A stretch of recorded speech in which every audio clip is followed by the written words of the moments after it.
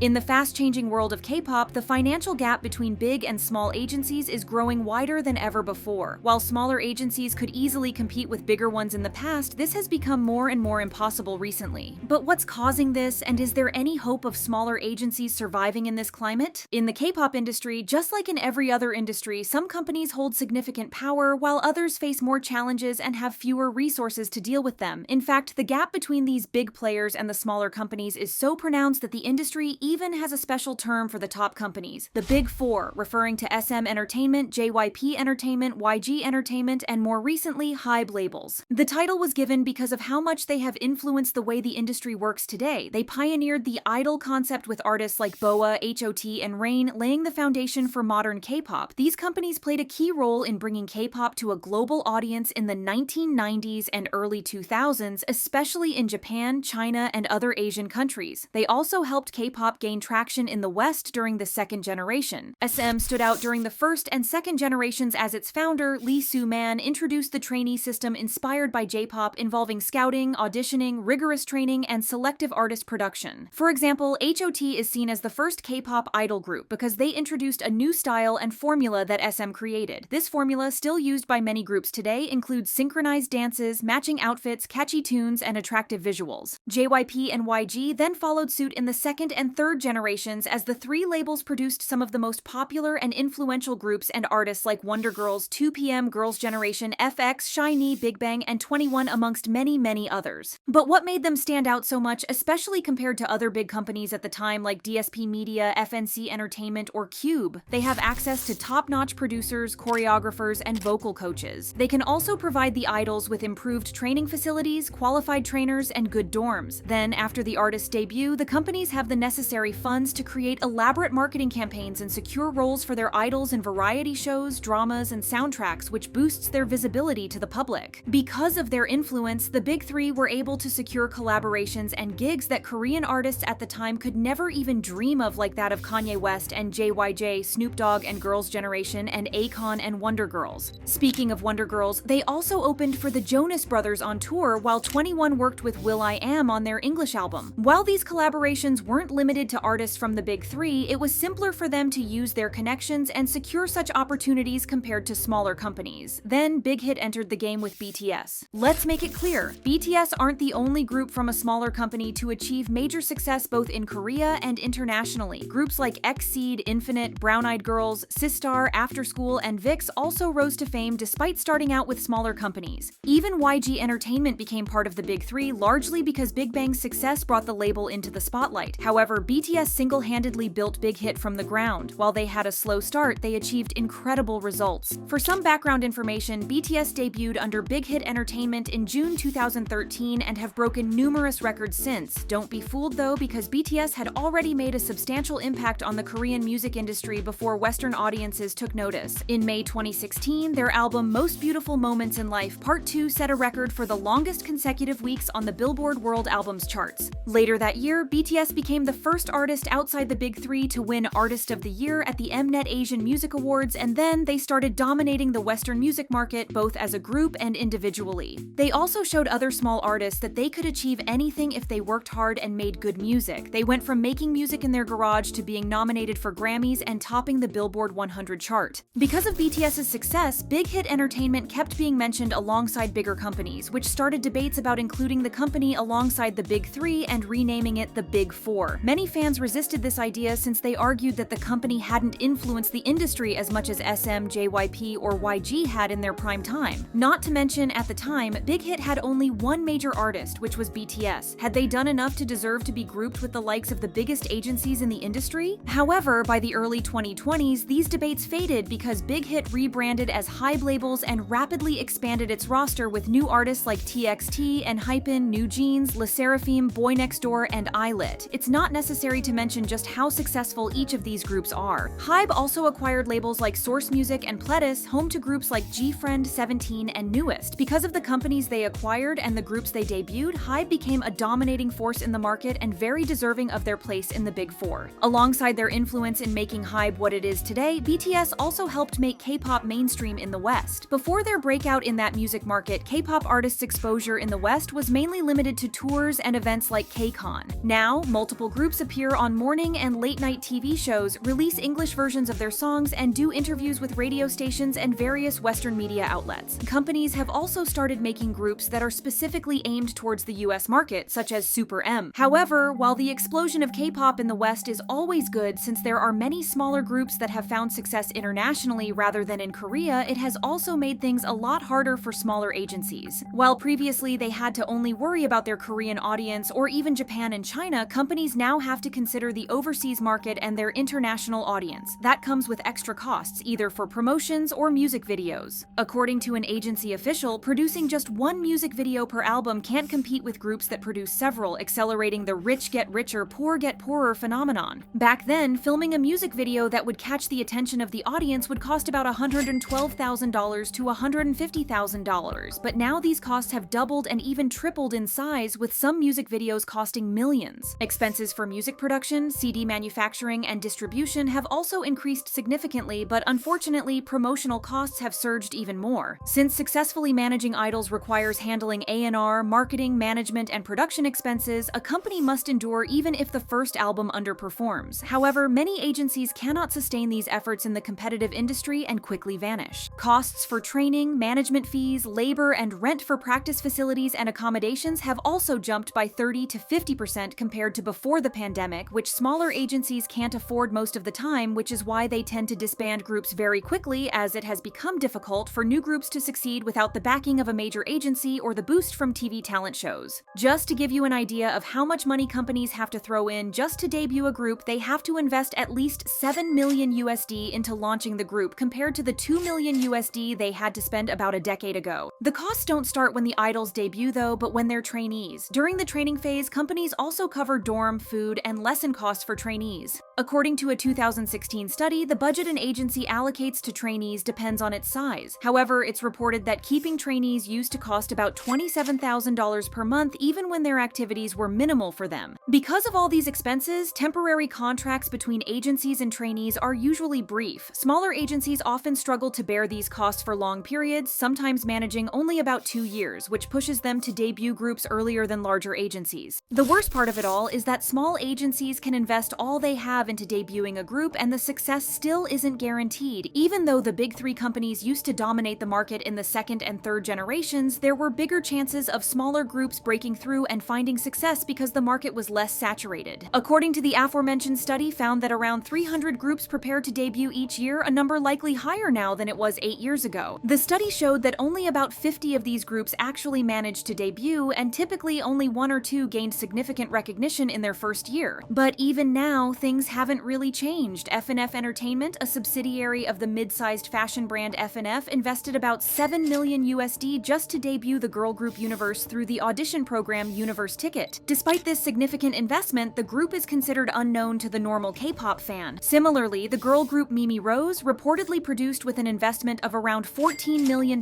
by singer Lim Chong-jung, ended up leaving the agency just over a year after their debut due to disappointing results. To make matters worse these days, the big four companies are consistently launching new groups under different subsidiaries. Whether we like it or not, this flood of big four groups saturates the market, making it unnecessary for fans to look outside of these companies for new artists to stan. Not to mention that groups nowadays last a lot longer than they used to, so fans have no reason not to stick with them. They know that they won't have to worry about the group disbanding in the near future, and just so it happens, big four groups offer immediate accessibility and security. The industry's rapid pace also demands frequent comebacks and strong marketing, advantages that smaller companies struggle to match. Some smaller firms are even seen as incompetent or exploitative for not being able to meet these requirements. We're not saying that this is always the case, because you have companies like Blockberry Creative or Spire Entertainment, but it seems like people seem to hold small to mid-sized companies to impossibly high standards. Victons Hansei shared the cost of appearing on music shows in order to explain why some companies choose to not promote artists on music shows. He said, "Whenever I release a song, you guys ask me to appear on music shows, so I'm just sharing with you guys why we don't appear on music shows. So while it's justified to blame YG for not having Baby Monster promote their debut single on music shows, it's unfair to have the same complaints towards a company who might simply not have the funds to do the same thing. Medium-sized companies can thrive if they carve out a niche, but they often find it challenging to match the success of their top groups annually. It's not helping that it has become the norm in the industry for artists to have hundreds of thousands of pre-orders without even debuting debuting. New Jeans, a group under Hybe labels, were met with instant success after debuting, despite the fact that nobody had any idea they were debuting in the first place. They didn't release any teasers, and people didn't even know who the members were, yet they broke every record and are still one of the biggest groups in the industry. Now, imagine a group from a company like ATEEZ's KQ Entertainment or VIX's Jellyfish Entertainment debuting a group out of nowhere. Sure, they would get attention for the creativity, but the curiosity would fizzle out pretty quickly. So that leaves only two solutions: either rely on a gimmick in hopes of getting the attention of the public, or try things like survival and audition shows for a shot at stardom. It's highly unlikely that you would see an NCT or 17 member take part in Boys Planet. Well, that's the reality for many groups and idols. Pentagon's Hui was known for being an amazing singer, writer, and producer, but instead of taking part in the show Boys Planet as a mentor, he was a contestant. According to him, he did it so his group would be more recognized by the public. As he said, "My goal was to get more people to know about me through this show and consequently make Pentagon more known as well." Victon, Sungwoo, and Byungchan participated in the Produce X 101 series for the same reason as did Uptension's Jinhyuk and Wooseok. Members of CLC, Cherry Bullet, and Bandit also took part in Mnet's Girls Planet 999. While this is indeed an opportunity for the group to gain recognition, it's also one last desperate attempt from groups and companies to make it. The members of New Est, who also took part in Produce X 101, explained it best when they said, "We're thinking of this as our last chance. We're here because we're that desperate. There are two people from our agency, Pledis Entertainment, who became members of IOI. I want to be like them. I want to be like the people who became members of IOI and 17. The most recent and interesting example of this is Blitzers taking part in Britain's Got Talent. Even though the group failed to make it to the finale, they still gained significant attention for taking part in the show in the first place. By making these points, we're absolutely not trying to diminish the hard work that the big three groups put into debuting and promoting. They also go through rigorous training and diets and are overlooked and even sabotaged by their company. In the end, no matter how successful or popular they are, they can also get shoved aside if the company finds a shiny new group to debut. The big three groups are also not guaranteed success just because of the company they debuted in. For example, SM's Jaemin, Blackbeat, and TraxX never quite took off compared to their label mates. However, they don't have to worry about whether the companies are going to pay them or if they have to take part in some survival show to bring more attention to themselves and their group. They also don't have to worry about whether they're going to get recognition from the start, since the fact that they're tied to a big company helps in itself and brings attention to their name. Unfortunately, things don't seem to be changing anytime soon. The industry is becoming sort of a monopoly, with SM, Hybe, and Kakao managing most of the top groups in the industry. Occasionally, groups like Kiss of Life and ATEEZ manage to succeed despite the odds, but such cases are becoming increasingly rare if there are any.